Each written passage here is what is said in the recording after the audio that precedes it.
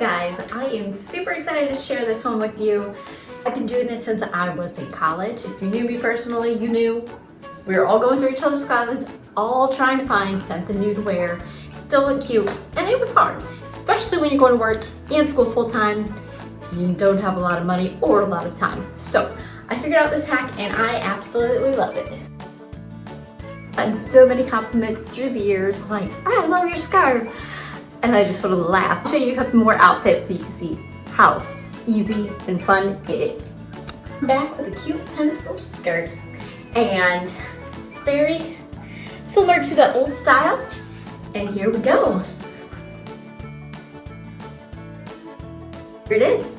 It is the same skirt I was just wearing and one of a kind scarf. Can't beat that. Custom made. Cute little skirt. And simple.